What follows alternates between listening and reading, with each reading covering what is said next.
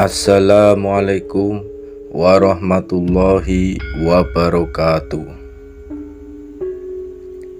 Rahayu Sagung Dumadi. Di pesisir pantai utara Pulau Jawa, tepatnya di daerah Pati, Jawa Tengah, tersebutlah sebuah desa nelayan bernama Teluk Cikal.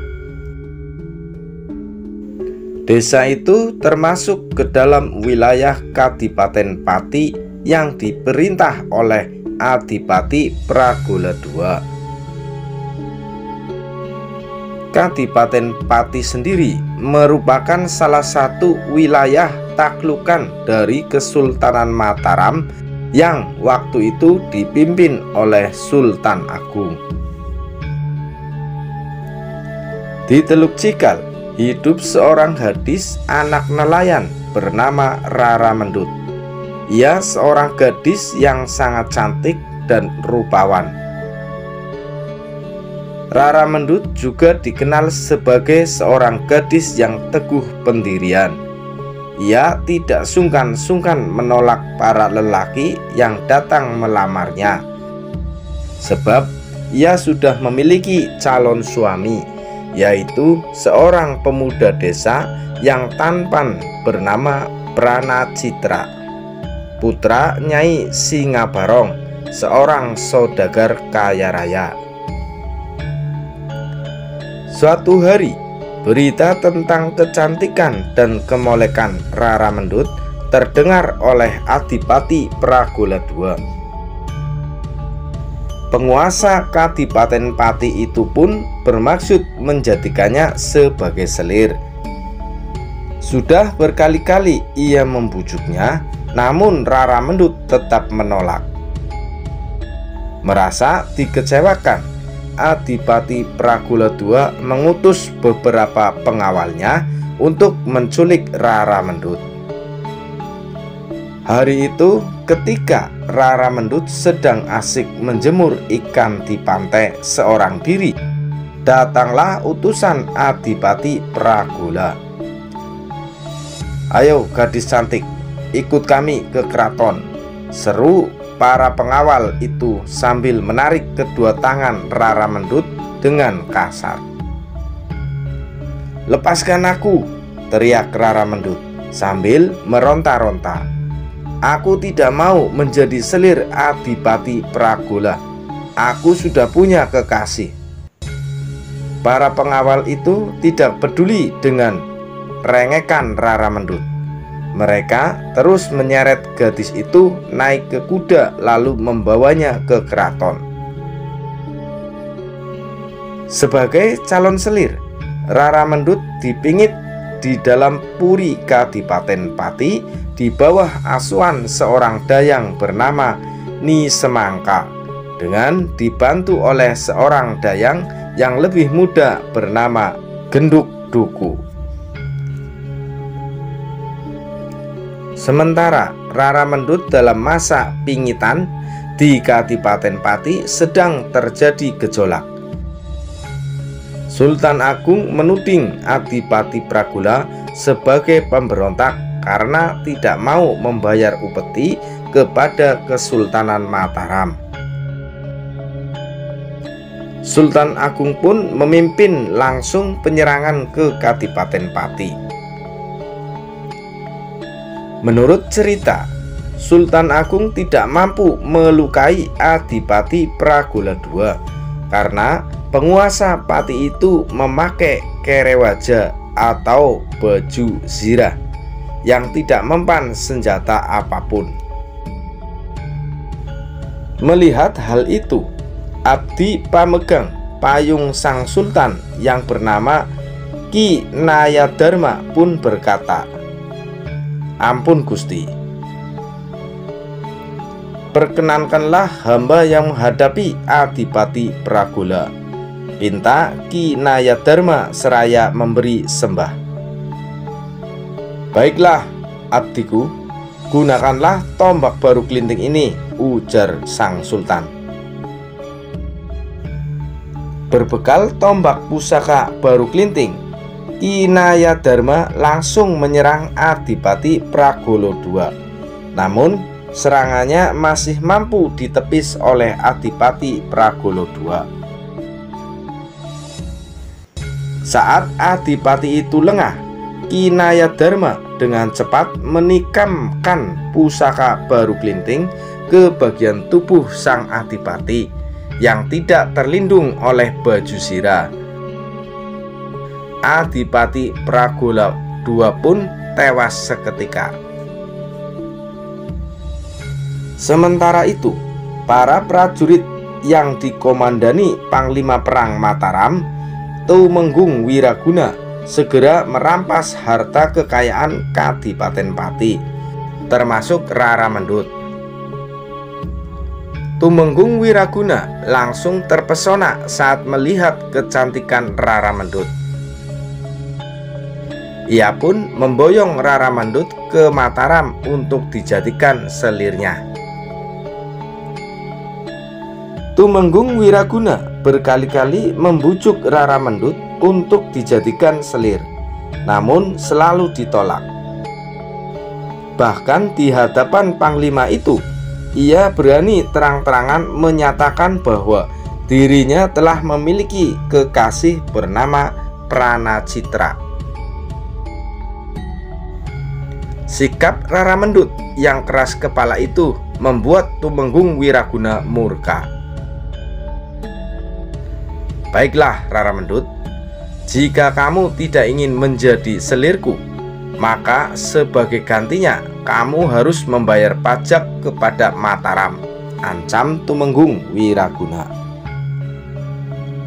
Rara Mendut tidak gentar mendengar ancaman itu. Ia memilih membayar pajak daripada harus menjadi selir Tumenggung Wiraguna. Oleh karena masih dalam pengawasan prajurit Mataram, Rara Mendut kemudian meminta izin untuk berdagang rokok di pasar. Tumenggung Wiraguna pun menyetujuinya. Ternyata dagangan rokoknya laku keras. Bahkan orang juga beramai-ramai membeli puntung rokok bekas isapan Rara Mendut. Suatu hari, ketika sedang berjualan di pasar, Rara Mendut bertemu dengan Pranacitra yang sengaja datang mencari kekasihnya itu. Pranacitra berusaha mencari jalan untuk bisa melarikan Rara Mendut dari Mataram.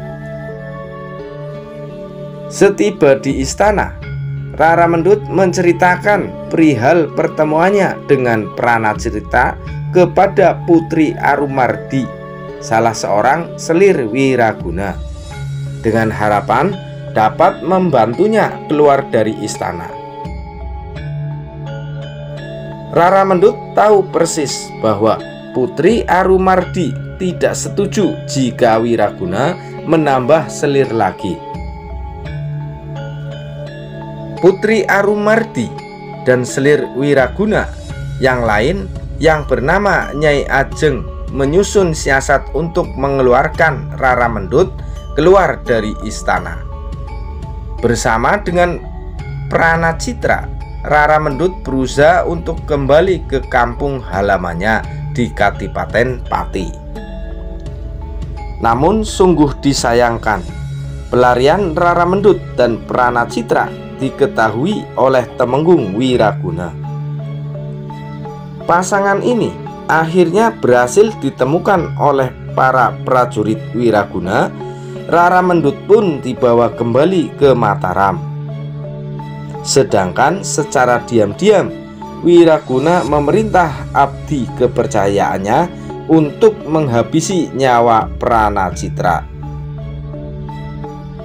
Alhasil, kekasih Rara Mendut itu tewas dan dikuburkan di sebuah hutan terpencil di Ceporan, Desa Gandu, terletak kurang lebih 9 km sebelah timur kota Yogyakarta.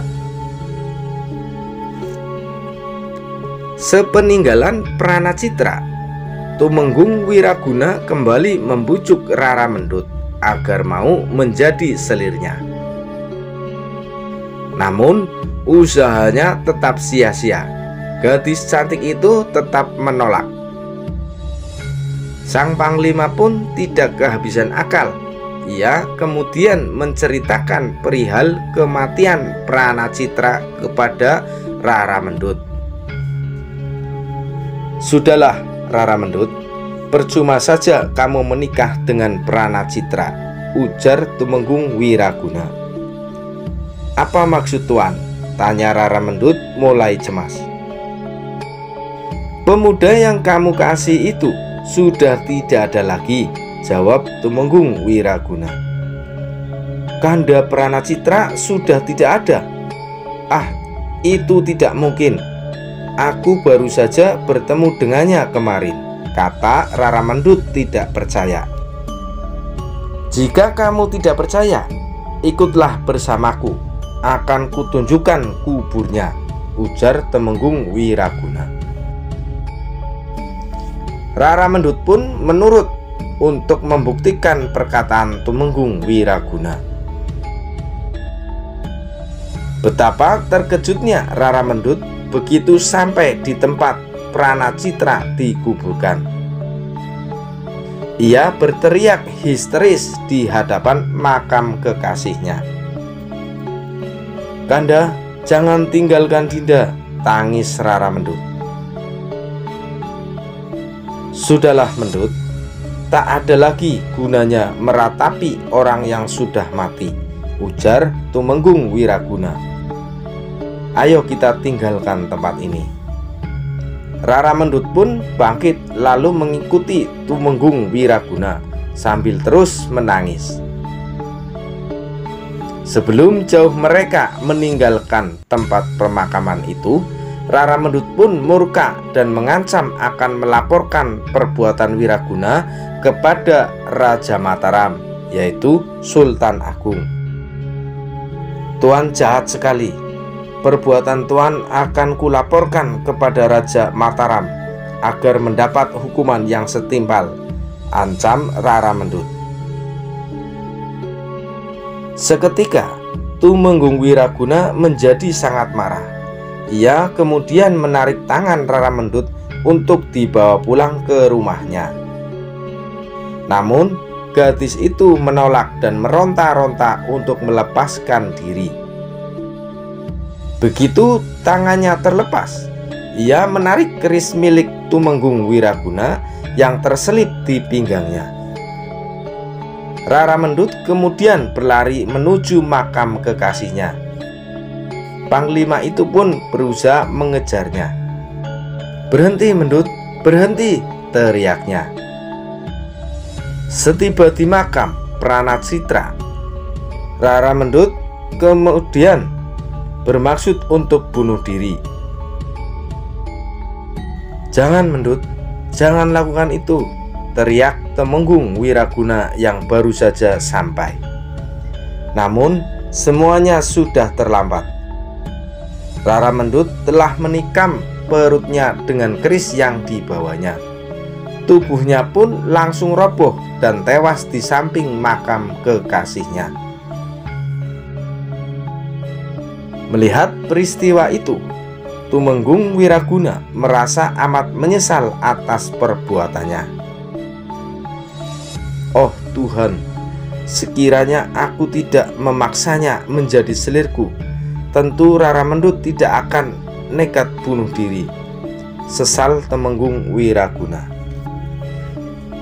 Penyesalan itu tak ada gunanya karena semuanya sudah terjadi. Untuk menebus kesalahannya, Tumenggung Wiraguna menguburkan Rara Mendut satu liang dengan Pranacitra. Begitulah kisah perjuangan Rara Mendut dalam mempertahankan harga diri dan kesetiaannya.